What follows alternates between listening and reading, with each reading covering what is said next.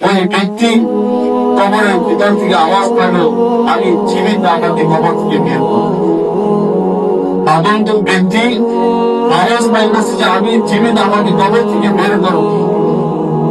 তখন ওই আগন্তুক ব্যক্তি ভাবত, তখন আমার কানের ঘোড়া আমি শুনতে ভুল করেছি। এই কথা ভেবে যখন একটু সামনে অগ্রসর হলো, ঠিক একই আওয়াজ আবার শেষ করতেছে, আমি কবরের মধ্যে জীবিত আমাকে বের করো। তখন ওর আগন্তুক ব্যক্তি কবরের একদম নিকটবর্তী আসলো, নিকটবর্তী হলো। সে ভালো করে খেয়াল করে শুনলো যে কবর থেকে আওয়াজ আসতেছে, আমাকে বের করা, আমি জীবিত। ওই আগন্তুক ব্যক্তি পার্শ্ববর্তী গ্রামের মধ্যে দৌড়ায় গেল, অন্যথায় অনেক কবরস্থানে পাশে আমি যাইতেছিলাম, ভিতর থেকে আওয়াজ পেলে প্রয়োজন বলতেছে আমি জীবিত আমাকে বের করবো। এ কথা শোনার সাথে সাথে গ্রাম থেকে কিছু মানুষ ওখানে চলে আসলো। আসার পরে তারা সবাই একই আওয়াজ শুনতে পাই।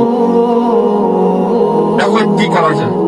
যেহেতু কবর থেকে আওয়াজ আসতেছে, আসলে কি জীবিত না আমরা ঘুরে শুনতেছি, তো সবাই চিন্তা ভাবনা করে মসজিদে ইমাম সাহেবের কাছে গেল। হুজুর, আমরা ওই কবরের মধ্যে থেকে আওয়াজ পেলাম যে আমি জীবিত, আমাকে কবর থেকে বের করো। ইমাম সাহেব ফাইসালা দিলেন, যদি তোমরা আওয়াজ শুনে থাকো তাহলে তোমরা কবর খোলো, কবর খুলে তারপর তাকে কবর থেকে বের।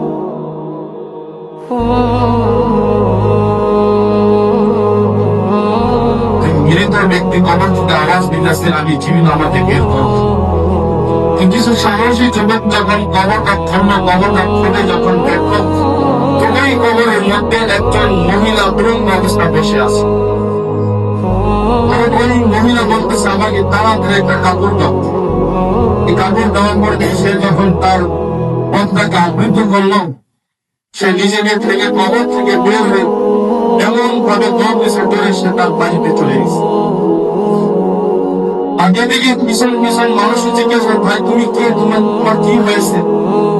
ওই মহিলা কোনো কথা না বলে সে তার ঘরের মধ্যে একান্ত হয়ে বসে আছে।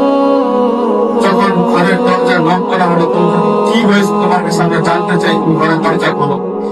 তখন ওই মহিলা ঘর থেকে আওয়াজ দিতেছে, আমার যে আশার লোক এরা তোমরা সবাই সহ্য করতে পারবে না, তোমরা দেখতে পারবে না।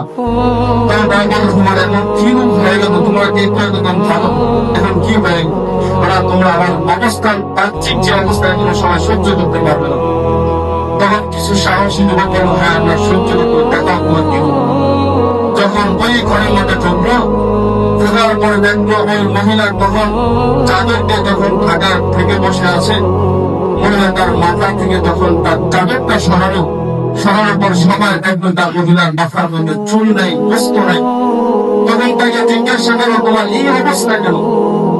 তখন মহিলা অন্তরটায়, দুনিয়াতে যখন আমি বেঁচে ছিলাম, আমার এই লম্বা লম্বা চুলগুলো আমার সুন্দর রূপটাকে মানুষের সামনে আমি দেখাইছি, আমার চুল করে দেখাইছি। এই জন্য আল্লাহ খবরের মধ্যে আমাকে এমন আজাদ দিচ্ছেন যে ফেরেশতারা প্রতিটা একটা একটা চুল আমার মাথা থেকে টেনে টেনে উঠেছে এবং সাথে বুঝতে উঠে গেছে।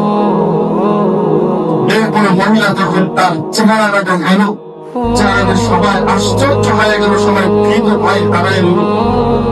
চেহারা আমাদের দেখবেন বস্তু অনেক সুন্দর হাড্ডি আছে, হাড্ডি আর দান আছে। বলতেছে তোমার চেহারার এই অবস্থা কেন? আল্লাহ তাআলা আমাকে সৌন্দর্য দিয়ে বানাইছেন, আমার সুন্দর রূপ দিয়ে বানাইছিলেন। আমার এই সুন্দর রূপ আমি মানুষের সামনে ভরপুর সামনে দেখাইছি। এরকম তোমার ঠোঁট নাই, চেহারা নাই, চুল নাই, বুঝলাম তোমার ঠোঁট নাই।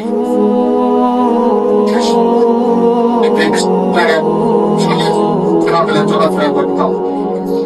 আল্লাহ তাআলা ওই ঘটনাটা আমাদেরকে এটাই মেসেজ দিলেন, এটা বুঝাইলেন কবরের যে আযাব গুলো হয়, আযাব গুলো সত্য, আযাব গুলো সত্য করে আমাদের সত্যিকার কোনো মানুষ নেই।